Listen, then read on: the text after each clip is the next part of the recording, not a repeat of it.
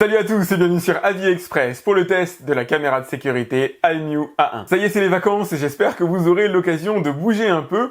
Vous vous posez peut-être en ce moment la question de la surveillance de votre domicile, que ce soit l'intérieur ou l'extérieur.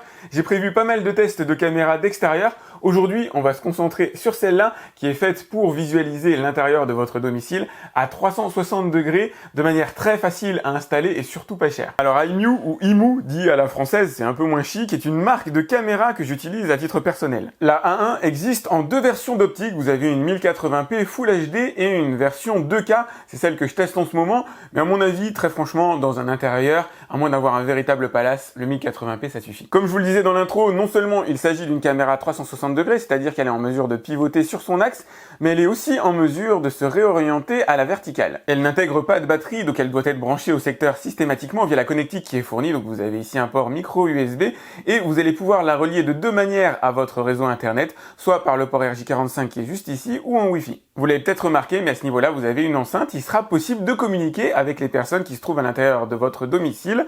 Il y a un petit micro aussi situé à l'avant. Et enfin, situé sous l'œil de la caméra, vous avez le slot pour mettre une carte SD sur laquelle seront stockées vos vidéos.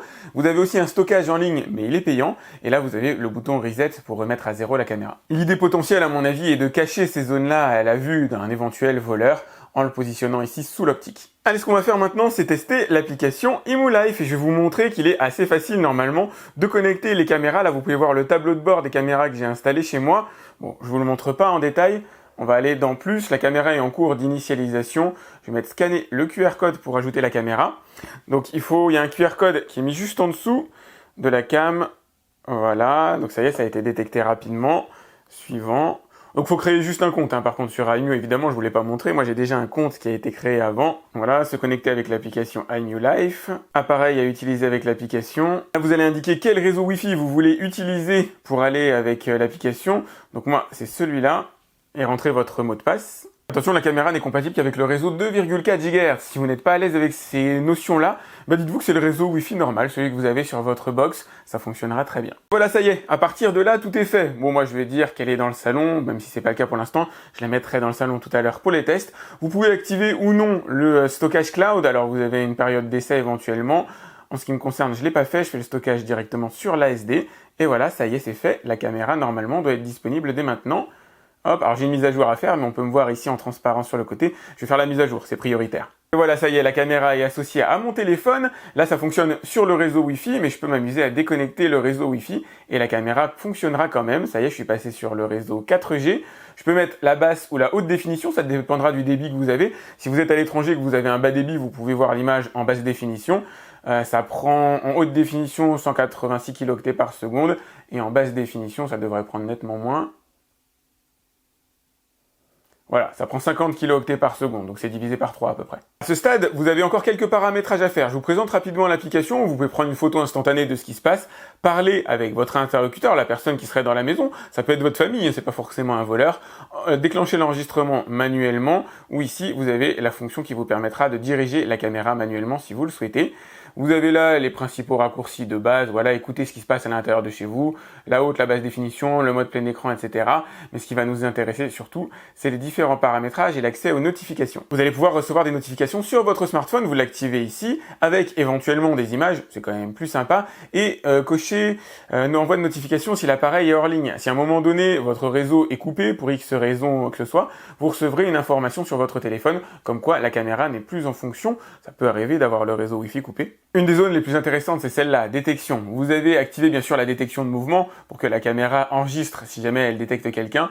Forme humaine et évidemment, alors vous pouvez l'activer si jamais vous avez des animaux. Si à un moment donné vous voulez être averti si un chat passe dans la maison, ma foi pourquoi pas. Mais vous avez fait cette fonction-là, la caméra est en mesure de détecter les humains. Poursuite intelligente, je vous conseille de l'activer. La caméra va se focaliser sur le sujet qu'elle a détecté. Et là vous l'avez vu, elle vient de bouger à l'instant, parce qu'elle m'a détecté moi, forcément je suis à côté. Donc on va voir comment elle se comporte. Programme de détection, donc là, c'est les jours auxquels elle va fonctionner, donc pas forcément le samedi et le dimanche, par exemple, si vous êtes à la maison, il n'y a pas besoin de recevoir une notification à chaque fois. Voilà, elle est un petit peu nerveuse, elle essaye de me suivre. Ici, sensibilité au mouvement, ça vous allez le régler vous-même, ça va dépendre de votre maison, ça va dépendre des ombres, ça va dépendre des animaux, de plein de choses. Donc pour l'instant, je vais le laisser régler sur 3 et on va voir quelle est sa sensibilité. Là, elle détecte ma main qui bouge aussi en même temps, c'est pour ça que la caméra bouge. Et zone d'activité générale, ça c'est génial, on l'a sur très peu de caméras. Ça c'est juste fantastique, notamment pour les caméras d'extérieur, mais en intérieur ça peut avoir son sens. Admettons qu'ici vous ayez une horloge sur le côté avec une trotteuse. La caméra risque de détecter la trotteuse, après tout c'est un élément mouvant à l'intérieur de votre domicile, et ben vous allez pouvoir lui dire, cette zone-là, je veux pas que tu la détectes, en gros, fais comme si c'était une zone morte, et la caméra n'ira jamais la détecter. Alors comme c'est une 360 degrés, ça a un petit peu moins de sens puisque la caméra bouge constamment, donc cette zone-là va bouger constamment, mais avec une caméra fixe en extérieur, moi je l'utilise systématiquement. Notamment si, alors vous n'êtes pas censé filmer la rue, mais admettons que par rapport à l'angle que vous utilisez, vous avez un petit coin de rue utilisable ici, vous ne voulez pas recevoir une notification à chaque fois qu'une voiture passe, et ben vous allez dire cette zone-là est une zone morte, merci de ne pas m'envoyer de notification s'il y a du mouvement. Ça c'est génial et il y a quasiment que iMU qui le propose. La caméra a une alarme intégrée, alors le son est pas très beau mais bon vous allez entendre. Voilà, c'est pas fait pour être beau, hein, mais au moins ça a le mérite d'être présent. Ça aussi c'est intéressant, vous allez pouvoir être averti si la caméra détecte du son à l'intérieur de chez vous. Là je vais pas activer le paramètre parce que je suis en train de parler, j'ai pas envie que la caméra m'envoie des notifications à chaque fois que je lance ma vidéo. Mais si à un moment donné elle détecte des gens en train de discuter à la maison, ça peut être tout simplement par curiosité pour savoir quand vos enfants rentrent chez vous. Donc du coup elle entendra du son, ça peut être des portes qui claquent ou quoi que ce soit. S'il y a un son anormal détecté par la caméra, vous recevrez un message d'alerte. C'est top, c'est vraiment top. Alors stockage en ligne, je vous l'ai dit, c'est soumis à abonnement, même si vous avez une période d'essai gratuite. Stockage local, vous allez pouvoir mettre une carte à l'intérieur. Moi j'ai mis une 64 Go. Régler le stockage, alors pensez à bien formater la carte, à lui dire d'enregistrer en HD, c'est quand même plus sympa.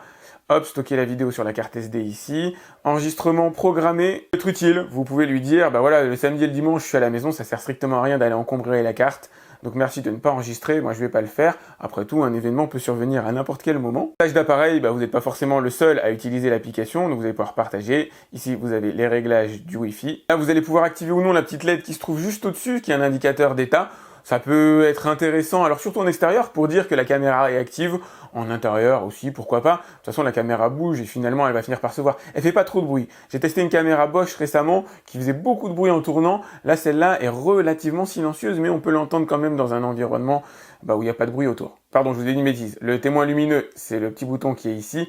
Et là, vous avez plutôt la capacité d'éclairage infrarouge, donc c'est-à-dire la caméra peut voir de nuit, évidemment. Ici, vous allez pouvoir inverser l'image. Si vous souhaitez positionner la caméra comme ça peut toujours être pratique plutôt que de voir l'image à l'envers. Là, vous allez pouvoir coder les fichiers enregistrés sur le cloud. Ici, vous avez le réglage du fuseau horaire, format de date et redémarrer l'appareil. Je vous le montre en petit volontairement, mais là, vous avez le tableau de bord des différentes caméras que vous avez installées chez vous. Donc moi, j'ai des caméras d'extérieur et d'intérieur. Enfin, dans voir l'historique, vous allez pouvoir accéder aux différentes vidéos enregistrées, que ce soit sur le cloud avec le bouton qui est juste ici, par date, ou sur la carte SD. Il n'y en a pas en ce moment, tout simplement parce que je l'ai formaté pour démarrer mes tests. Alors là, j'ai fait exprès de me planquer sous mon plan de travail. J'ai mis la caméra au-dessus. Je vais faire dépasser ma main. Donc normalement, elle devrait l'identifier. Et le but, c'est de voir au bout de combien de temps, voilà, je recevrai une notification comme quoi quelque chose ou quelqu'un est entré dans la pièce.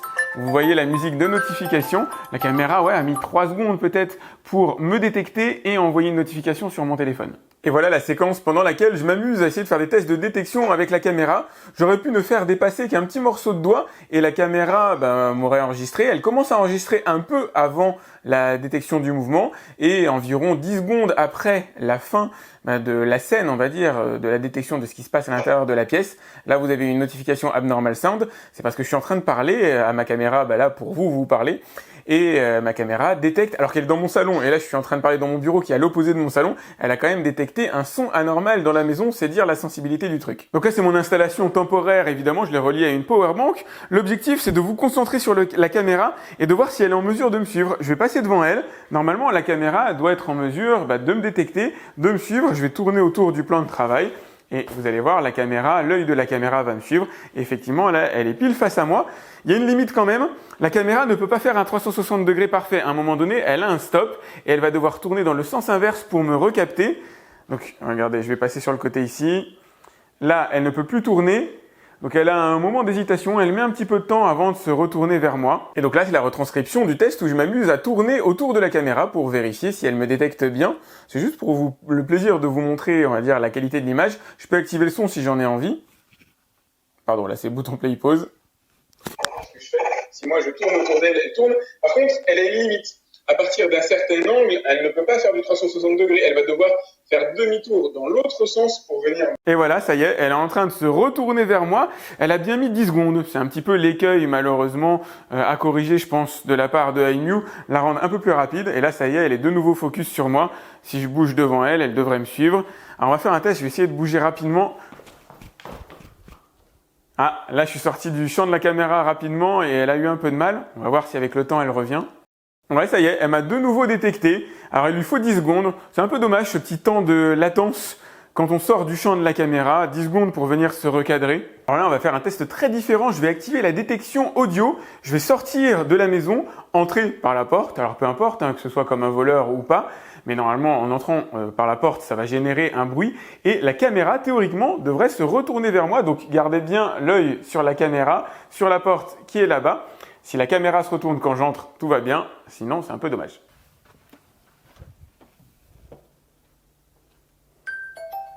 Alors, elle a bien détecté un son, puisque je viens de recevoir une alerte. Ça, c'est cool. Par contre, la caméra ne s'est pas dirigée vers moi encore. L'œil ne s'est pas dirigé vers moi. Donc, est-ce que si je m'approche d'elle...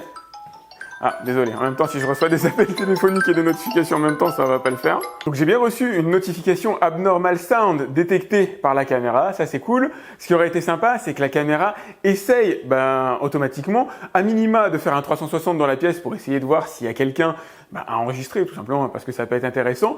Ou mieux, qu'elle ait un détecteur de son à un moment donné, que la caméra sache que le son vient d'un certain angle et que du coup, elle se focalise sur cet angle-là. Ça aurait été top, mais malheureusement, elle l'a pas fait. Alors là, le test qu'on va faire, c'est assez basique. C'est le son de ma voix. Est-ce que ma voix est audible? Est-ce que vous me comprenez? Et c'est pas forcément simple, tout simplement parce que la caméra bouge. Et en bougeant, elle frotte sur son plastique, ce qui crée... Alors désolé, j'ai une notification. Forcément, je suis en train de parler à la caméra, je reçois une notification sur mon téléphone. Donc en bougeant, malheureusement, la caméra génère un bruit qui parasite un petit peu le son. Et ça, c'est un peu dommage. Normalement, ça reste globalement assez audible, mais ça amoindrit la qualité. Il faudrait peut-être graisser finalement la caméra pour avoir quelque chose d'un petit peu plus efficace. Je vais m'éloigner et on va voir si ça fonctionne. Si vous parvenez quand même à distinction de ma voix lorsque je m'éloigne de la caméra elle-même, normalement, on doit garder le focus sur ça à distance. Ça doit fonctionner quand même. Alors là, vous entendez moins ma voix à cause de mon micro, mais moi j'entends bien sur mon téléphone, j'entends bien malgré le fait que je suis en train de chuchoter relativement loin de la caméra, elle parvient à bien détecter le son de ma voix, franchement c'est étonnant. Alors voilà un ordre d'idée de la manière dont la caméra gère l'image la nuit. Donc forcément c'est différent, on est sur une image noir et blanc, il existe des caméras haut de gamme qui colorisent les images noir et blanc, en tout cas qui parviennent à détecter une certaine palette de couleurs. Là pour le coup ce ne sera pas le cas, l'objectif ici c'est surtout au moins de voir ce qui se passe à l'intérieur de chez vous, voilà, en environnement peu éclairé, normalement vous devriez arriver à me distinguer. La caméra est en mesure de me suivre aussi si je suis dans le noir complet, grâce à son objectif infrarouge. Là, elle me suit, je suis pas dans le noir complet, là j'ai fermé juste les volets, je suis encore légèrement éclairé, ça change rien. Si je me déplace dans des zones totalement sombres, la caméra se déplacera avec moi. L'idée c'est surtout de voir si l'image reste, on va dire, correcte, en tout cas exploitable.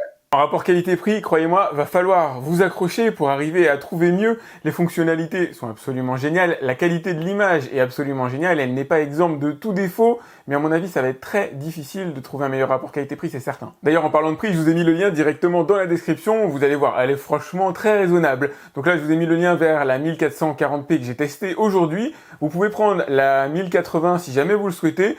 C'est à voir. Pour moi, il n'y a pas de nécessité réellement d'avoir une version 2K pour la caméra. C'est un léger plus, mais dans un environnement réduit, 1080p font l'affaire. Ces défauts sont de l'ordre du micro-défaut. J'aurais bien aimé qu'elle me cherche au moment où elle a entendu le son de ma voix, qu'elle fasse au moins un 360 degrés, qu'elle essaye de me chercher et qu'elle me trouve pour le coup, puisqu'il y avait quelque chose à voir. Mais la fonction de détection de son marche vraiment remarquablement bien. Même là, dans mon bureau, alors que la caméra est dans mon salon, elle est quand même en mesure de m'entendre parler à la caméra. C'est ce que je viens de dire est compréhensible, mais normalement ça devrait aller. Aussi, petit reproche, j'aurais bien aimé moi pouvoir extraire les vidéos de la carte SD, elles sont cryptées. C'est le cas sur la plupart des caméras. Et c'était pas avant le cas chez iMew, ils ont amélioré ce système-là. Donc c'est, on va dire, un mal pour un bien. Effectivement, mieux vaut que les données soient cryptées plutôt qu'exploitables par quelqu'un qui viendrait à vous voler la caméra, évidemment. Mais moi, ce que je retiens surtout, c'est que les alertes fonctionnent super bien. L'image est vraiment très belle, l'application est simple d'utilisation. La caméra, vous allez l'installer en une fraction de seconde chez vous. Il est très facile de comprendre, de naviguer à l'intérieur des menus qui sont globalement bien traduits en français. Il n'y a que le titre des alertes qui n'a pas encore été traduit, je sais pas pourquoi, effectivement. Il y a écrit Abnormal Sound, alors qu'ils auraient pu faire un effort au niveau du français, mais bon, c'est tout à fait compréhensible au final. Je peux vous dire, à part que c'est les caméras que j'utilise chez moi, voilà, j'en ai mis quelques-unes, installé quelques-unes, et encore, je me suis globalement limité, mais c'est ce que moi j'ai choisi au quotidien, et j'ai le choix, effectivement. Donc là, j'en teste d'autres, parce que je vais continuer à m'ouvrir aussi en matière de culture sur d'autres sujets, sur d'autres marques, évidemment, notamment Bosch, que vous verrez apparaître dans les prochains jours sur ma chaîne, mais ça, c'est clair que c'est une valeur sûre. De toute façon, la Bosch ne rentre pas du tout en compétition en matière de prix, c'est beaucoup plus élevé. Si vous avez aimé cette vidéo, n'hésitez pas à la liker, c'est important pour moi. Je vous ai dit, je vous ai mis le lien directement dans la description pour aller voir combien elle coûte.